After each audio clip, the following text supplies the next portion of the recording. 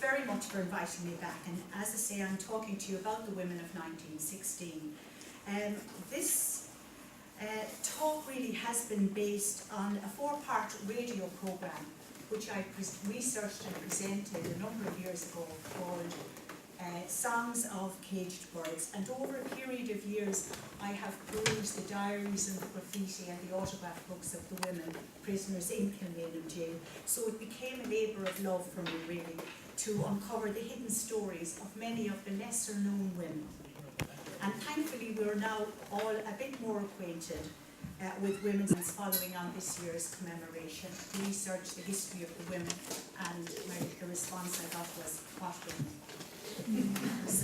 But there can be very few places that more intensely consolidate the forces that shaped Irish nationalism than Kilmainham jail, from the imprisonment of Ireland's first female prisoner, Anne Devlin, to the prisoners of 1916 and 1922, Republican Civil War.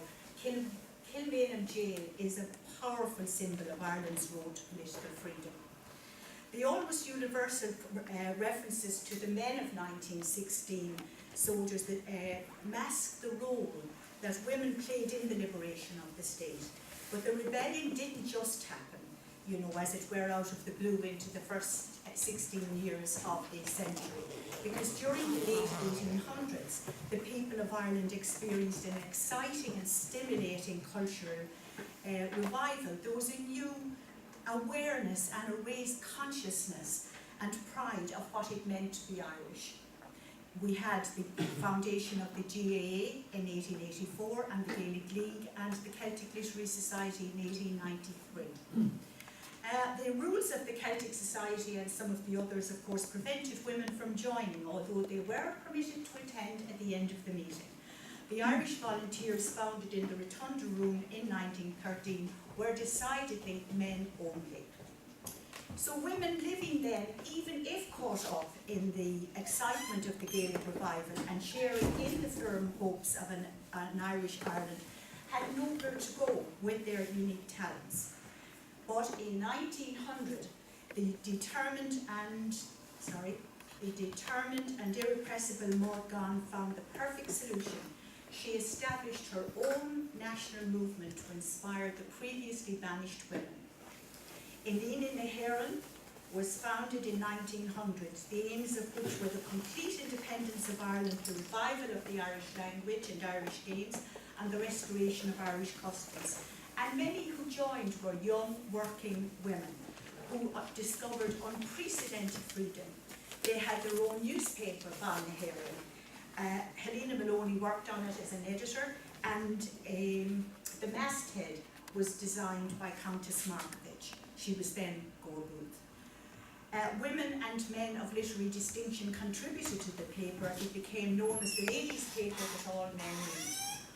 In times, these courageous and politically active women were integrated into a newer and more forceful female association, Cumann na mBan. In 1915, they publicly rebelled against their rejection and paved the way for women to play a vital role in the fight for Irish independence. Takes a woman.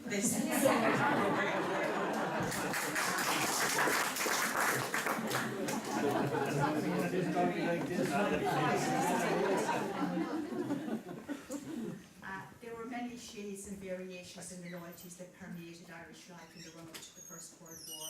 A sizable proportion of the population of Ireland had little or no problem with their country's union with Britain, or that the majority of those who aspired to home rule were prepared to support Britain in the trenches. In the period before the First World War, ordinary Dubliners' lives hung by a thread. Children died of disease and malnutrition in some of the worst slums in Europe. In 1912, in anticipation of the introduction of Home Rule, James Larkin and James Connolly founded the Irish Labour Party as the political wing of the Irish Trade Union Congress, and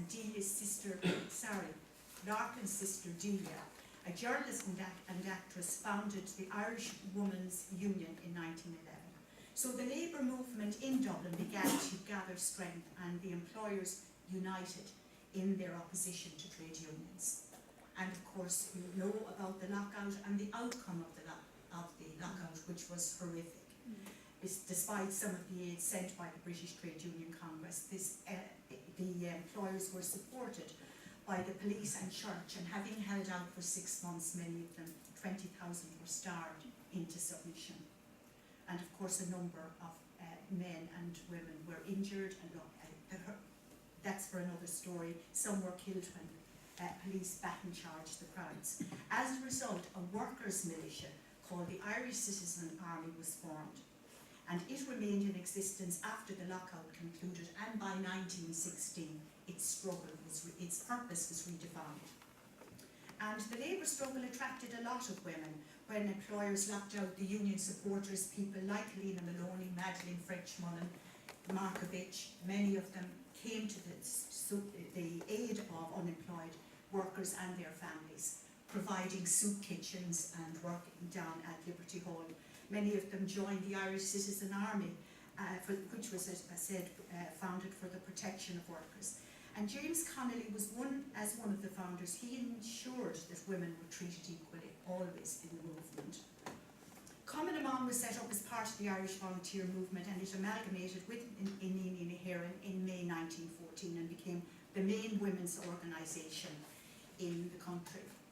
The inaugural meeting of Common Amon took place, and here we have the inaugural meeting. It took place in Wynn's Hotel in April 1914 at 4 o'clock, which I think wasn't exactly a time that was very convenient for working women. And the initial appeal was to those who really could afford to, women who were, of independent means, or those who were married to well-off men. But over 100 women attended, and they adopted a constitution with some of the following aims to advance the cause. We've gone ahead of ourselves there.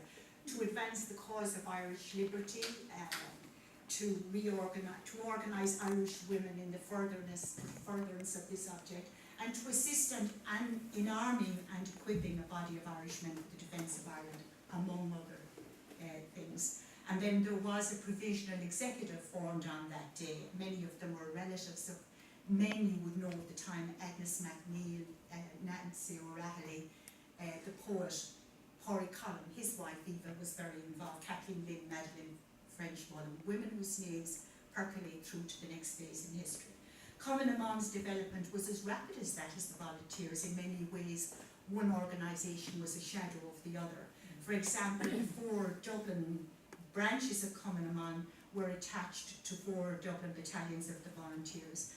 But feminists like Hannah Sheehy Skeffington held aloof, and while hundreds of other women did join Common Amon, the Irish Women's Franchise League, which Hannah Sheehy Skeffington founded, was also a persistent critic of Common Amon, because they felt that this was holding back the furtherance of Irish women's franchise.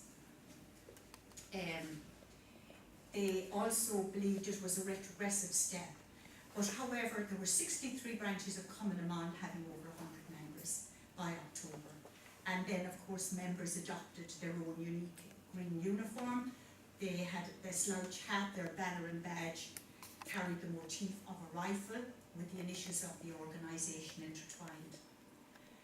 When Owen MacNeil, Chief of Staff at the Irish Volunteers, discovered that a rising was planned for Easter Sunday 1916, he cancelled the manoeuvres that were, of course, to signal the start of the fight.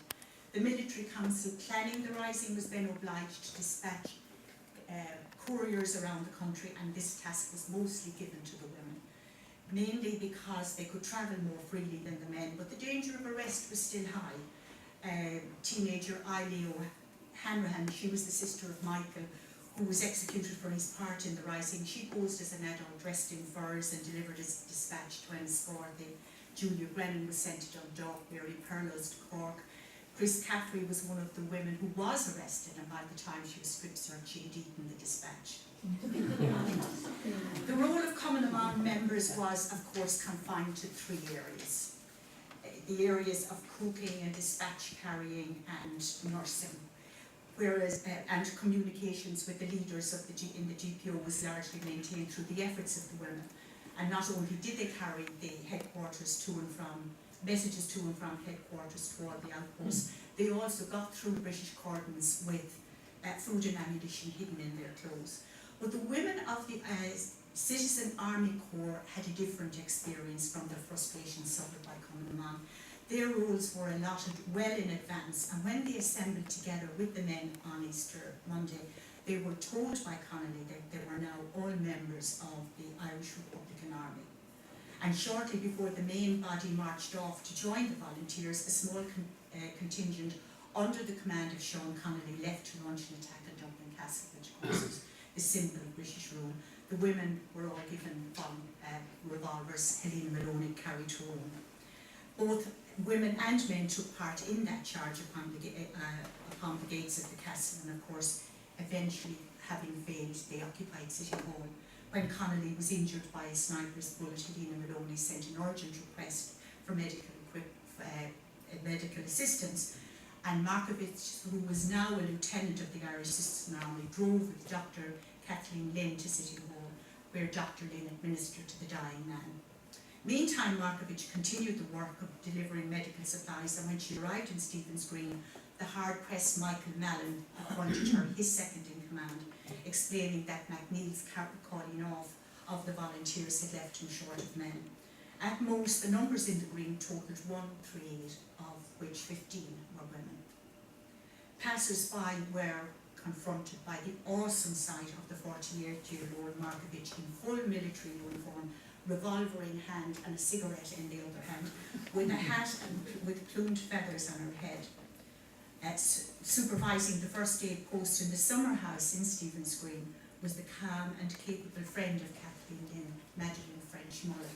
There's a very interesting description of that whole meeting, which I might have time to go into, but I'll just tell you briefly about Countess Markovich. I'm sure most of you know she was born in 1868 and died in 1927. And she enjoys well-known recognition for her many achievements as the founder of Fianna Éireann, which was the Nationalist Boy Scouts, and she was the only woman sentenced to death for her leadership in the Rising. And of course, it was later commuted. And the first woman elected to the British Parliament in 1918, and the only female cabinet member in Dáil Éireann. As a statuesque sentencing beauty who married a boyish count in her youth, she dazzled Dublin Castle Society, lived in Paris where she worked as an artist, co-founded a dramatic society in Dublin, and was a leading light in the Irish literary revival. She relinquished her life in high society to become a member of many of the leading revolutionary organisations of the day. When James Connolly found a women's section, he made sure that the women shared in the same training and drudgery of the men, and in fact she noted, "You may judge how fit we were when I tell you that 16 miles was the length of the average route march." And when some men in the Citizen Army complained to Connolly that the women's section would be an encumbrance, Connolly threatened that if none of the men turned out to fight, he'd go on with the women. However, history isn't always kind to Markovich. She continues to suffer from a terrible reputation. Sean O'Casey judged her to be a dilettante and a poseur. Yeats deemed her final decade in particular wasted and hollow. Yet no one can doubt her commitment to what she called the three great movements: socialism, feminism and nationalism. She wrote about having a consciousness of women's own dignity and worth, sentiments not expressed to any great degree in more modern times, never mind 100 years ago. She frequently professed that reading nationalist newspapers awakened her to these three growing movements. In a devastating critique of Owen MacNeill, Chief of Staff of the Irish Volunteers, she reminded her readers that with a stroke of his pen, his countermanding on Easter Sunday doomed the Rising before it could begin. She recalled that even after MacNeill had cut the ground, and I quote, from under their feet by dispersing their army, the leaders of the Rising considered the impact of his signature on the proclamation and reprinted the proclamation without his signature, Owen MacNeill's. She was aware of the problems with her position in Ireland, an outsider by class, gender and disposition. Her Polish surname, her aristocratic title and her high-pitched English voice imposed their own cultural limitations. And from the Shelburne Hotel, the staff and guests observed the events in the park. And this woman I spoke about earlier, Geraldine Fitzgerald, she writes in her diary about the shoot. She observed the shooting of the unarmed policeman in St. Stephen's Green. Fitzgerald, who was aged 27 and from Barr in Offaly, she trained at the Royal City of Dublin Hospital, and she recorded in her diary a lengthy account, but briefly I'll just tell you that she was astonished to see the Sinn Féiners in the park digging trenches while others were ready with rifles to fire on anyone. And she writes about the woman in the green uniform, and we recognised her as the Countess de Markovich, such a specimen of womanhood. We'd only been looking out a few minutes when we saw a policeman walking down the footpath. He'd only gone a short way when we heard a shot, and then saw him fall forward on his face. The Countess ran triumphantly into the green, saying, "I got her," and some of the rebels shook her by the hand and seemed to congratulate her. The policeman was Constable Michael Lahiff, an unarmed member of the Dublin Metropolitan Police, and she continues then about rushing to try to save, his life, but he was shot in the lung. And she notes at the end of her diary, the shooting took place outside the Unitarian Church on St. Stephen's Green, and times it. By Thursday the 27th of April, it was clear the GPO couldn't be held for much longer. When she and Michael Mallon surrendered to Major Wheeler at 2 p.m. on Sunday the 30th of April, she shook hands with her troops and kissed her revolver before handing it over. She and Mallon then marched at the head of their small group until they reached Richmond Barracks. Hostile crowds lined the streets to jeer at the prisoners marching off to jail.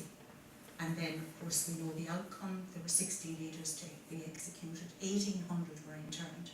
And among those arrested were 77 women. All were members of the Irish Citizen Army.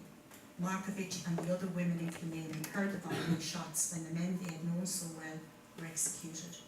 And when Eva Gore Booth, her sister, visited her and Constance heard of the death of Connolly, the last to be executed, she broke down and wept. And then, of course, you know about her story, which continues on into the Civil War. And the next woman I'd like to talk to you about is Helena Maloney. That's Countess. Not a particularly good photograph of her in there. This is Helena Maloney. She was 19 years of age when she joined in Ely Naheran. And from the outset, she played a major role. She was editor of the newspaper Bannaheran. It was she who recruited Countess Markovich actually into the organisation. She already had a police record because she was arrested during a protest against the state visit of King George and Queen Mary to Ireland in 1911. She'd been caught throwing a stone at his picture, that's the king, displayed in a shop window in Grafton Street. She was the first female political prisoner since members of the Ladies' Land League were arrested in the 1800s. Her fine was paid by Anna Purnell. They had a very interesting friendship, who wanted her released, and Anna Purnell actually gave her Anna Purnell's own history of the Ladies' Land League, which she called The Tale of a Great Sham. Helena Maloney belonged to Markovich's dramatic company, and she acted in a number of Abbey plays. She also set up and became the editor of Bannaheran, as I said. During the year of the lockout, she joined the Labour movement, and she was part of the City Hall garrison of the Irish Citizen Army. She was arrested and given one of the longest jail sentences in Kilmainham and Mountjoy Jail, and later to Aylesbury and Lewes in England. During 1917, she worked to facilitate the amalgamation of all nationalist movements under the banner of Sinn Féin. And during this period in 1917, she also worked as a district justice in the Republican courts in Rathmines, dealing with minor crimes. I don't want to go on into her later history because for us she ends here. Elizabeth O'Farrell, and our friend here has a great regard for her, David. She was the woman, as you know, who carried the surrender documents to the different battalions during the 1916 rising. The photograph on the other side is where she's buried in 1916 with her great friend, Julia Brennan. She was one of the last of the women to remain in the GPO. She was a member of the Nini Naheran, founded by Maud Gonne, and we know that she was central to the organisation leading up to 1916.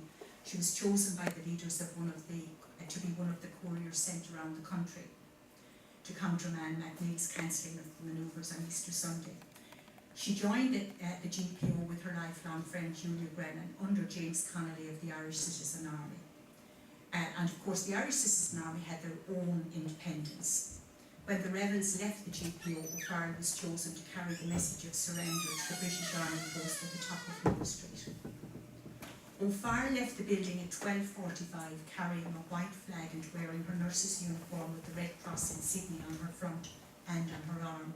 She walked along Moore Street towards the army post and on reaching it informed the officer, and I quote, "I bring a verbal message from Pearse, commander, to the commander of the British forces that he, Pearse, would like to treat with him."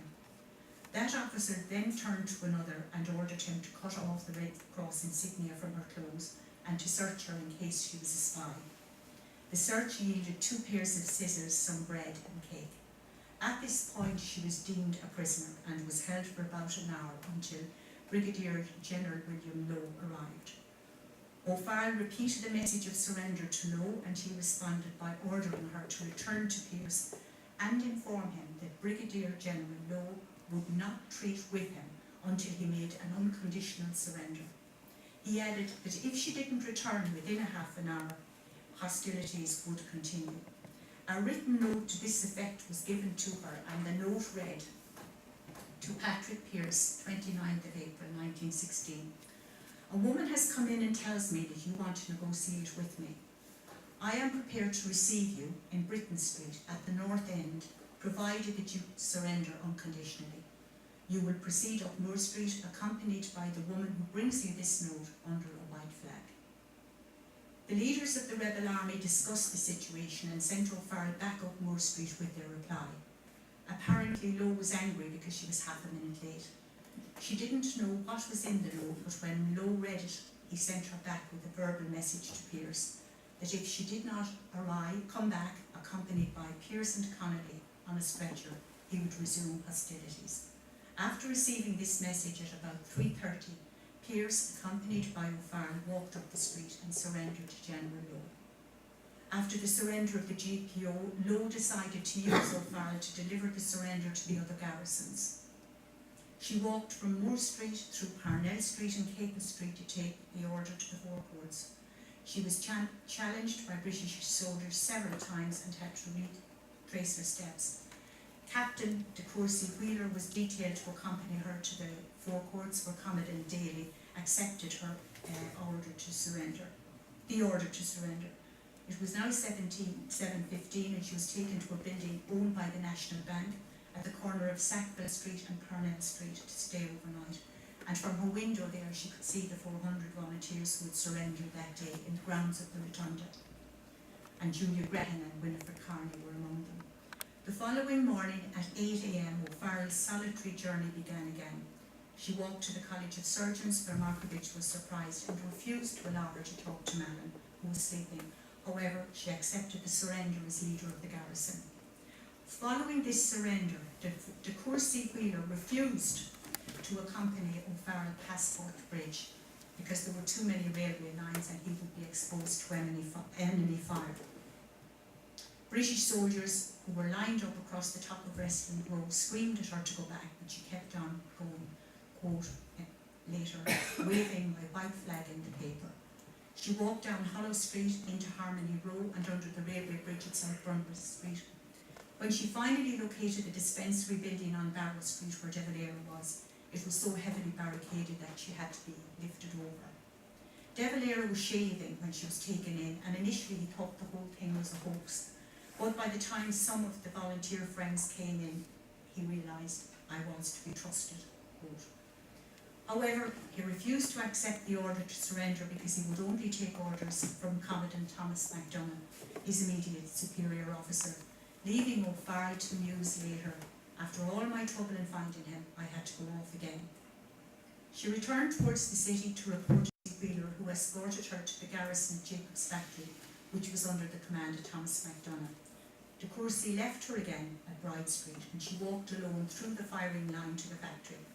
When she eventually gained entry, she was blindfolded for almost 5 minutes before she was allowed to talk to MacDonagh. He told her he wouldn't take orders from a prisoner. He refused to accept Connolly as a leader of the revolution, and the same issue arose in Church Street, which was part of the Four Courts garrison. Meanwhile, De Valera marched his men to Sir Patrick Jones Hospital, where he surrendered himself and his men. By 6 p.m. on Saturday, the 29th of April, the surrender was complete. Elizabeth O'Farrell had completed her final task and was taken to Ship Street Barracks at Dublin Castle. She's featured in that photograph as the surrender, but when it was, of course, reproduced in the Daily Sketch of the 10th of May 1916, she was removed from the photograph, and there is much, of course, controversy about why that would happen. You just see the tips of her shoes in the surrender. Some say it was because he was the commander of the Irish Army and he would have been seen as a monster and they didn't want a woman. However, there wouldn't have been any sympathy for the members of the Irish Provisional Army. When it came for the women to be evacuated from the GPO on Thursday of Easter week, Pearse gathered the women together and asked them to leave, saying, "You deserve a foremost place in Irish history." The 3 women who remained were Winifred Carney, who was secretary to James Connolly, Julia Brennan and Elizabeth O'Farrell. We also know that when the GPO went up in flames, Elizabeth was the second last out of the building, the last of course being Patrick Pearse. She was brought to Kilmainham Jail, having delivered the various surrender documents to the outpost, and because she had done this, General Lowe said, and I quote, "She is to be treated as a guest." And that is the term he used, but that didn't filter through, because when she did get to Kilmainham Jail, she was strip searched. The other 2 women who remained in the jail were Winifred Carney, whom I'd like to talk to you about. Just briefly about Julia Brennan. She and Elizabeth O'Farrell were lifelong friends. They met during their school days in the Mercy Convent in Townsend Street, and both were members of Inniheran and Cumann. And of course, prior to the rising James Connolly, he had asked them to join the Irish Citizen Army. So Winnie Carney, she became a close friend and personal secretary of James Connolly, who was then living in Belfast. She was, from 1916, she was actively involved in fundraising for the locked out Dublin workers. She joined Cumann in 1914, and aware that the rising was imminent, she received a telegram from Connolly asking her to come to Dublin immediately. Accounts of the period describe her as being armed with a Webley and a typewriter. When the fighting began, she was stationed at the GPO and was the first woman in the garrison, and it was she who typed all of Connolly's dispatches during Easter week. By Thursday the 27th, it was clear the GPO wouldn't hold for much longer. Connolly was wounded, and when Pearse told the women to leave, they refused first to do so. But when fire broke out, it was decided that the remaining women should leave under the protection of the Red Cross. And they were led by Louise Gavin Duffy, and who led them through broken houses, if you like, through to Jervis Street Hospital, via the passages they had broken through. The 3 women, of course, that I mentioned earlier, stayed to nurse the wounded, including Connolly. He did say to her, when I was lying there in the lane, I thought of how often the 2 of you, that being Elizabeth O'Farrell and Julia Brennan, how often the 2 of you went up and down there and nothing ever happened to you. And he, of course, had been at that stage mortally wounded, really. But Winnie was arrested and held in Kilmainham, Mountjoy and Aylesbury prisons. But her energies were afterwards focused on labour and socialist activity. And even during the Second World War, she founded an organisation that protected German children. She actually took the anti-treaty side in the Civil War. And now I come to one of my favourite women of all the women I've uncovered, and I'm sure you all know about Dr. Kathleen Lynn, feminist, socialist and extreme nationalist. She was the daughter of an Anglican rector. Kathleen Florence Lynn was born in Mullafarry, near Killallen, County Mayo in 1874. When she was young, she noticed how influential the local doctor was in their neighbourhood, and she decided that she would become a doctor. She received her medical degree from the Royal University. She was the first female resident at the Royal Victoria Eye and Ear Hospital in Dublin, and she also worked in Sir Patrick Dunn's. In 1904, she set up general practice at Belgrave Square in Rathmines. A supporter of the labour movement during the lockout in 1913, she took part in humanitarian aid and joined the Irish Citizen Army, serving as captain and chief medical officer. In this capacity, she served at the garrison in City Hall, and of course one of her first duties was to pronounce Sean Connolly dead. He was the first fatality of Easter week. She took command of that post when she was trapped by sniper fire. She operated a first aid centre in St Stephen's Green with her companion Madeleine French-Mullen and Rosie Hackett, the woman whose name is commemorated on Dublin's News Bridge. Dr. Lynn was imprisoned in Mountjoy and later exiled to England. And when she returned to Ireland, she found that no hospital would employ her. She was elected to Sinn Féin in 1917, and during that period of armed resistance, she attended to the wounded. She had to make house calls in disguise, and when she was imprisoned in 1918, it took the intervention of the Lord Mayor to have her released to treat the victims of the 1918 flu epidemic. And she and her friend Madeleine French-Mullen established Ireland's first infant hospital, St Dalton's, that in 1919. They sought to reduce Ireland's infant mortality rate at a time when it was one of the highest in Europe, if not the world. She pioneered the use of BCG vaccination, and she exposed the work of Maria Montessori, who visited St Dalton's in 1934. She opposed the Anglo-Irish Treaty of 1921, and although she was elected to the door, she didn't take her seat. In later years, she also became part of this Save the German fund. She remained a councillor, serving in the Rathmines Urban District Council until 1930. And that's her companion, Madeleine French-Mullen. And the next woman is Rose McNamara. She was first in command of the female battalion at Marylebone Lane. I'm sorry I'm racing, but I was told I had to be, that the library closes at 8, and I'm dying to just tell you as much as I can about the women. They were the first female battalion at Marylebone Lane Distillery, and they guarded the rear of the South Dublin Union, and there were a whole list of them, women that I'll tell you about another time maybe. But when the garrison in Jacob's factory survived mainly on cakes and biscuits, the City Hall garrison were eating porridge. The Marylebone Lane defenders fared much better. They captured 19 chickens from a messenger boy, and when he got clipped around the ears, he said, listen, mister, it's my first revolution. The women took the chickens, there was nothing they could do about it. So the garrison did well in the fighting. On Thursday, they resisted an attack by British troops, and the South Staffordshire Regiment was forced to withdraw. And when the time for surrender came at Jacob's factory garrison, Thomas MacDonagh called the volunteers together, and he told those who were not in uniform that they could leave. He wanted all the women out of the building before he surrendered. He was very concerned the women would be arrested. During the week, the men of the garrison had constructed a tunnel so that the women could actually escape if necessary. But they, coming on, weren't pleased about that. Rose McNamara went to the British officer and informed him that women were part of the garrison. They marched Emerald Square and they formed up. They marched behind a section of the 4th Dublin Battalion Irish Volunteers under the command of Commandant Ian Woodland. She presented herself and 21 other women, including Lily O'Brien, to the British at the surrender. And it's interesting to see what Rathmines Military Archives writes about that.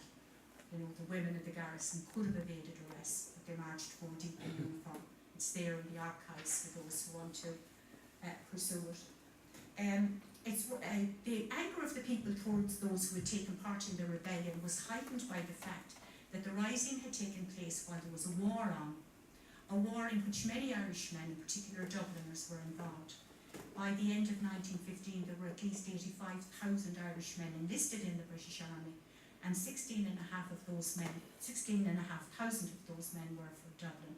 May Gahan recorded in her diary that she was pelted by horse dung and bottles as she walked to Kilmainham jail, while Anne Cooney's memory of the journey was being taunted by the separation women. Elizabeth Bridget Foley, Elizabeth O'Brien, Lily O'Brien, well, she was from my own county of Tipperary. She was one of 4 children. When her father died, she was only 2, and her widowed mother had a very tough time working as a nurse in the workhouse. She was a writer, and by her mid-20s she'd written a play and a number of books, The Call to Arms. And like her younger sister Fanny, who was a wife of Eamon Kent, she joined Cumann and she was in the Marylebone Lane garrison, Lily O'Brennan. And the next one is Bridget Foley. You'll see her seated there between the front two people, who are Kathleen Lynn and Madeleine French-Mullen. Bridget Foley was a member of the Meaning Meharan, and she brought dispatches to Cork. She belonged to the Citizen Army, and she reported also to the GPO, and she was stationed at Stephen's Green. And later she went on to serve a sentence in Lewes prison in England with a number of other women. Just fly through this here. And just to say, although she didn't take an active part in the rising, I think really that Kathleen Daly Clark merits special mention as an important woman. She was born in Limerick into a nationalist family. She emigrated in 1901 to the US, where she met Tom Clark. He'd been released from prison 3 years earlier. He had served 15 years in prison. They've purchased a farm in Manorville in Long Island, and Kathleen later wrote that she would have been content to have lived there forever with Tom. But she knew he wanted to come back to Ireland, and they set up their tobacconist and newspaper shop, and there their third child was born. He was, of course, one of the leaders and executed in Kilmainham jail, and she also lost her own brother, Ned Daly, in the same week. She was a founding member of Cumann and one of the main activists, and she was given detailed information of all the leaders' decisions and plans, and the names of people with whom she should communicate in the event of the members of the military being arrested or killed. They were all determined that the work would go on even if they were dead. And in the weeks following the rising, and despite her double bereavement and the fact that she had a miscarriage, she took a leading role in coordinating the distribution of aid to prisoners. 78 volunteers had lost their lives during the rising, and those interned were now at 2,300. So her own family, really, of 3 sons, the youngest of whom was just 7, was typical of many of the families affected, because they no longer had an income. Their shops had been looted and raided. And then she goes on into the Civil War. She opposed the treaty. She was Dublin's first female Lord Mayor.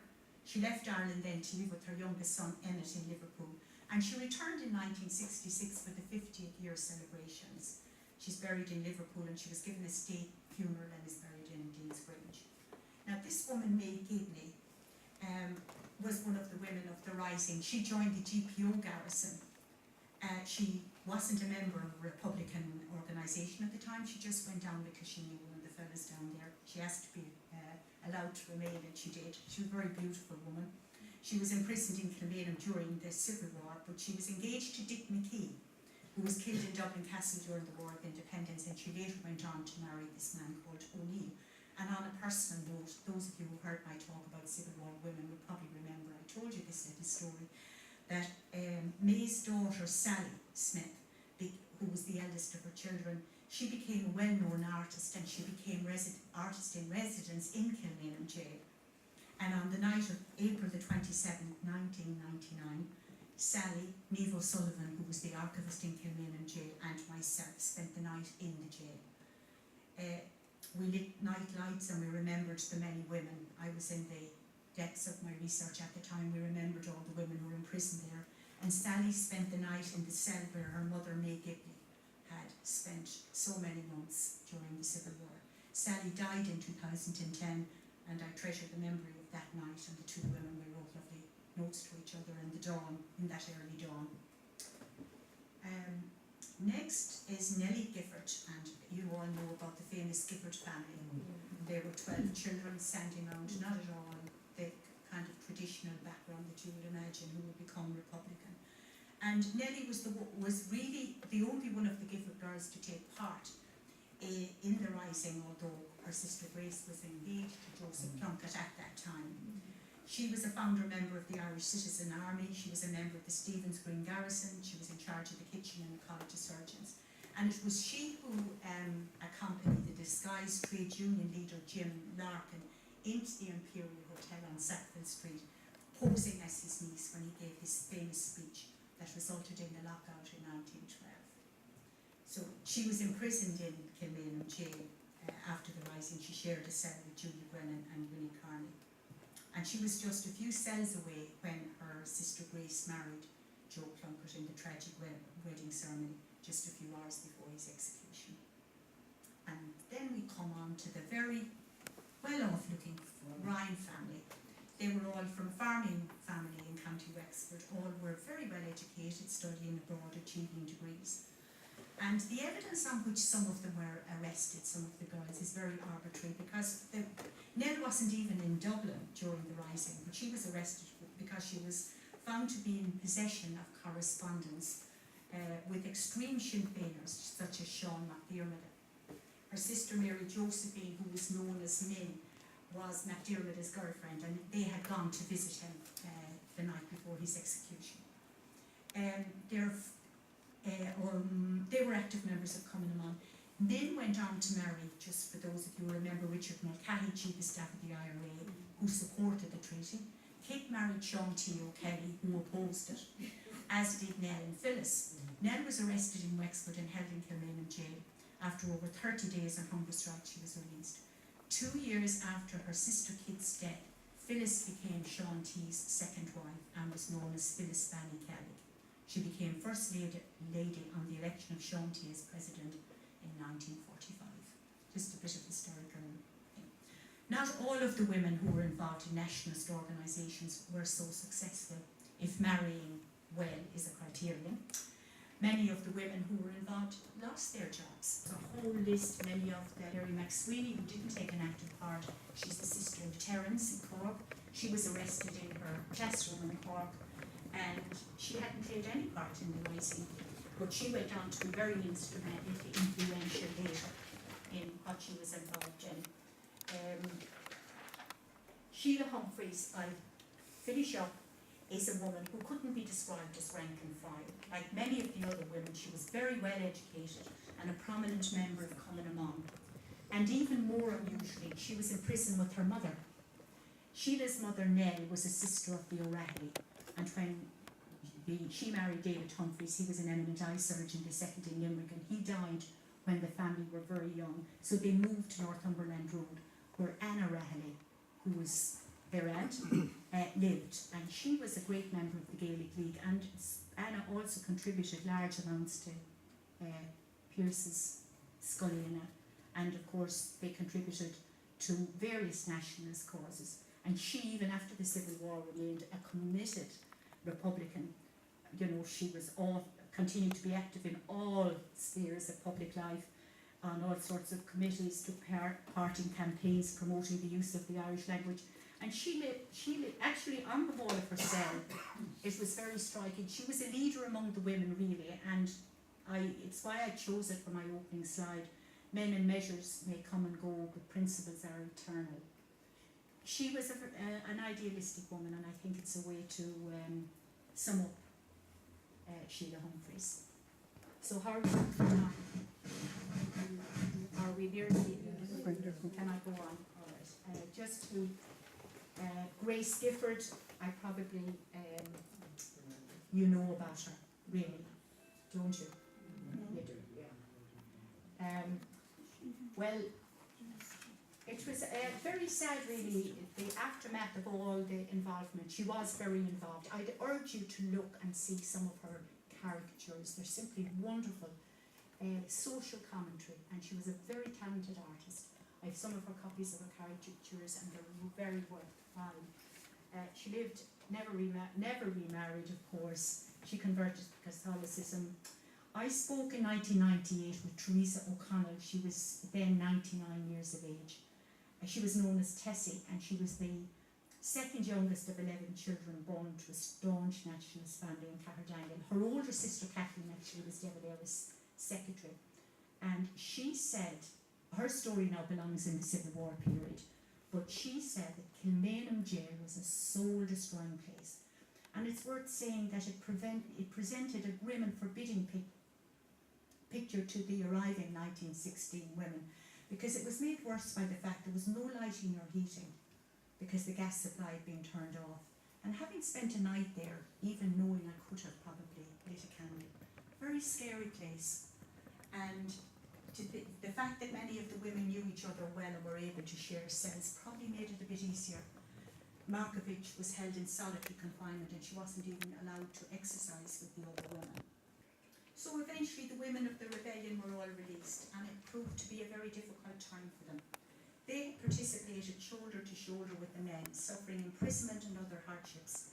Now some were expected to resume a normal life, which was restricted. The adventure had come to an end for some of them as they recognised that their strong involvement was finished in a short era where they had proven themselves to be equal to the men. Some continued to fight on in the War of Independence, and in a twist of historical fate, many of them found themselves on the opposite side, coming back as anti-treaty prisoners in 1922. And many, it seemed a good idea to emigrate. I was at the prison the day that Bertie Halpin's case came in, and it was very poignant to think that a woman had never spoken of Ireland again. She had emigrated soon after the Civil War, had never spoken about her involvement. And when she had died, her grandnephew discovered under her bed this case in which was a wanted poster he'd never known. So many of these women left Ireland and never spoke about their involvement for whatever reason. So why were they brushed out of the story? Why did subsequent history ignore their contribution? They played a major part in the struggle which propelled these men into power. And if you read the writings of the leaders of 1916 and compare it to the leaders of the Free State in the 1920s, there is a real difference towards gender equality. When the proclamation says, "And the nation shall cherish all children of the nation equally," and it is addressed to Irish men and Irish women, that means something. There was a sense that there was so much potential, so much opportunity. Women believed they would have a free and equal society based on the writings of the leaders. But the deaths of the 1916 leaders took away so much of the radical elements and idealism of the revolutionary period. After the formation of the Irish Free State, politicians and the ecclesiastical leaders were intent on establishing a state that was, in their view, Catholic, Gaelic, and in a sense highly moral by their definition of morality. What this meant to them was that women belonged in the home. They wanted to implement this ideology of domesticity.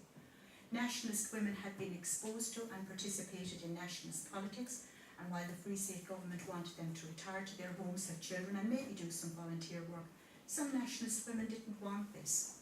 So, with the introduction of gender legislation, it took away the political, economic and social rights of women, and it sparked a movement among women to regain these rights, or at least to protest.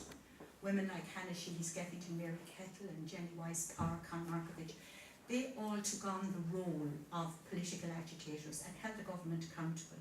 What they were saying is women have a public identity as well as a private one. The Catholic Church legitimised and sanctioned the government in terms of their views on women, and there was some discussion on whether women should even vote, but women had the vote at this point. But the Church was concerned that if women voted, they might disagree with their husbands and vote the other way, and this would be a cause of concern within the home. So the Church certainly supported all the gender legislation of the period.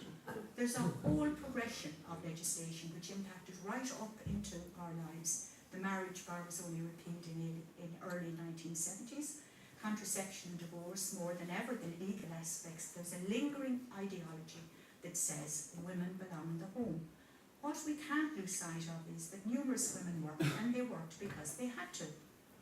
So, Inini Nahiran was a nationalist feminist group that came to the fore. They believed that Ireland had to fight for its freedom, and women had to participate in that fight as comrades, and that Irish men would never discriminate against Irish women. They said was that Irish men who had endured the same kind of discrimination and discriminatory practices that we have will never do this to us. For their time they weren't wrong, but there was a sense that so much potential, so much opportunity, and the debates on what the new state was going to be like. The feminist women believed they would have a free and equal society. They based it on their experiences and on the writing of the 1916 leaders. What they didn't see coming was the conservative turn that the revolution would take, especially with the death of the 1916 leaders. and the Civil War, which took away so much of the radical elements of the revolutionary period.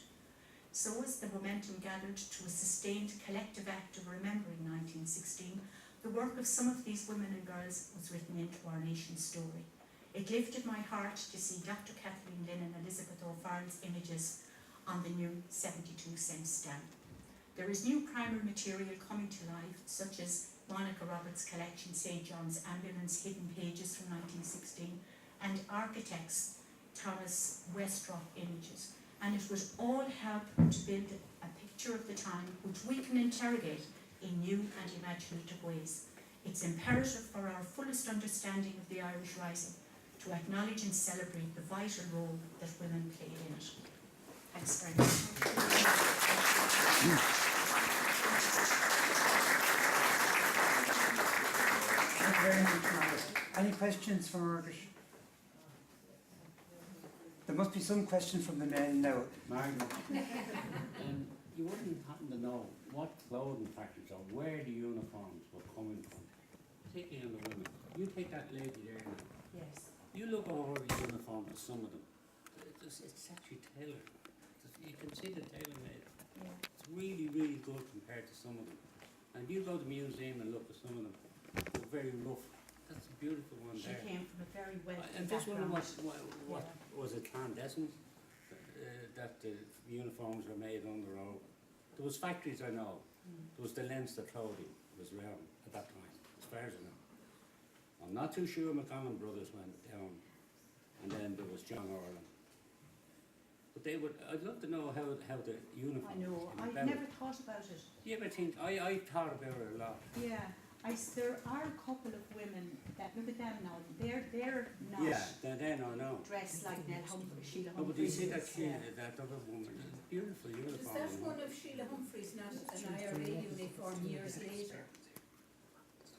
Coming along, you know, years later with the IRA. There's different tailoring. You think that it might have been taken later? I think it's the It might 30s or 40s or something. It might have been, yeah. Might have been because it's very well tailored there Yeah. compared to She some was of very them. involved. She was in subsequent. The only thing is her shoes. They're Her shoes might tell just, they look yeah. further back. I don't know. I'll be here There again. must have been as something I- around it. I'd love to know that. It often told me about that, how they done it. Yeah. Like we know the guns, they got smuggled, you know, Yes. but the uniforms, how they were allowed to make them under the British size. I don't know. Was there a streak of madness in Markovich?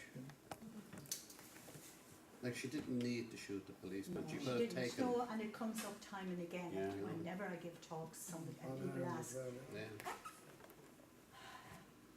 I don't know really. I mean, nobody could countenance. There were terrible things done on both sides. It was an unusual thing to go and shoot an unarmed. Just seemed something like the spur of the moment, Yeah. and it just seemed as if she went mad and shot him. Like she gained If nothing you by read it. the diary of this woman, I quote, she implies that she was very hyper about it. Just wanted action. Yeah, maybe, yes. Yeah. But it took 100 years to actually, what do you call it, bring out the women's side in it. It's only a few months before the 100th celebration of it, we started to hear about women came from Glasgow and London and all the rest to do their part in that. And like there's something wrong in Irish society, Well, and that's the mother is a central part to it. And yet, you know, it was pushed under the carpet all the time. Well, history is written by the victors generally, and you know, maybe it was not deemed that in the new state, a woman maybe shoulder to shoulder with a man. I don't know. I'm only just presuming that it might be not the ideal. I lived next door to a woman, and she lived till she was 102. And her own family only found out weeks after she had died that she was a member of Cumann na Món, Yeah. in the garrison in James's Hospital at South Dublin Union and that. And quite recently in the book I found a photograph. She was at a 50th celebration of it. Yeah. With it. But I actually picked out the wrong woman. It was the woman 3 or 4 from her. But it was the coat that she was wearing that put me towards her. So it was, she had one of these coats. We'll take it as a professional. Well, I suppose, yeah. Like, the only woman I would have known about in, say, even history, what I learned in history going to school, and that was Grace Clifford. Grace Gifford, Gifford, yes, yeah. I would never, it's only the last couple of years that I followed up with this thing about Elizabeth O'Farrell, which is only Yes. the Joe Duffy thing, and I said, jeez, She like, was a very brave woman, yes. But I think Kathleen Lynn was an amazing woman.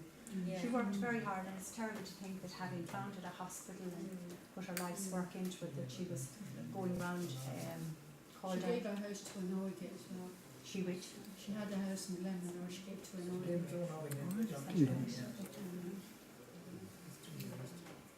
so there could be a lot more. There could to be do. lots more to be uncovered. Yeah, it's amazing. The archives are, well, you hear stuff all the time when you talk to people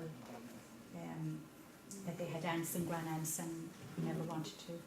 So, Just talking about Kathleen Lynn, you made some reference to Montessori. yes. What was that? Maria Montessori came to visit the hospital in the 1930s. She was so progressive in her vision that she was looking for the very best, I suppose, for children. And Maria Montessori had these, I mean, in our day, Maria Montessori is considered visionary, so how much more so back in the early days of this. And she came to St. Ultan's. I never knew that St. Ultan's was founded by her, and it was in answer to the poverty of the children's situation that she saw. And I think that Elizabeth O'Farrell was badly treated too. 1966, they opened up a strip of ground and called it Elizabeth O'Farrell Park.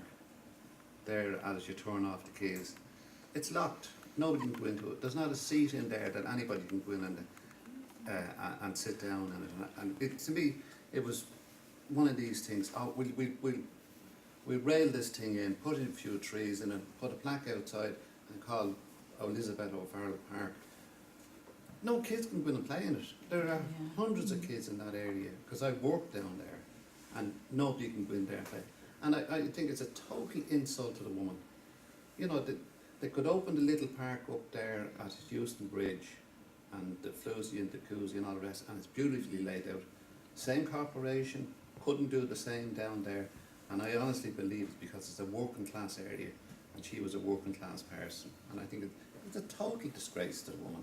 That there should be something proper done. And right beside it, they put a seaman's monument to the seaman, right beside her, as much to say, there's your bit, there's the seaman's bit. You know, it was totally bad. Well, there was no history of women. I think Dr. Margaret McCurtain, the Dominican sister, whom I was very lucky to be a student of, she was the first woman really who wrote a book with Donegal Coron in the early 70s. And people were, you know, I mean, 20 years ago it was, what women's history are you talking about? So we, all of us, stand on the shoulders of the people who have gone before us, and in the collective, even from tonight, maybe you will ask why the park isn't open, or why, because we have to highlight these. Is there a list of the women? There is, yeah, there is. And there's, I don't know how available the archives are in Kilmainham now since Niamh O'Sullivan left, but certainly there are. I'm sure here in the library they would point you to the direction of sources. Anne Matthews has done work, Sinead McCool, oh Lord, the names escape me now, who have taken stuff directly from the archives and listed the women. Is that the same Sinead McCool that wrote a book about Margaret? Guns and Chiffon. I don't know if she wrote a book about Markovich. Maybe There's she a book written did. about Margaret, and the name is familiar. But Is like, there a book, 77 Women? Isn't Yes. there a book about 77? Yes.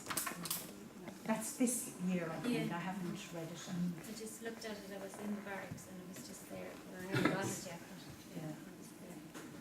Is there anything else? it's I because you can- turn, you know, Right, folks. Thanks Could very we much. just wrap it up? Thanks, Margaret.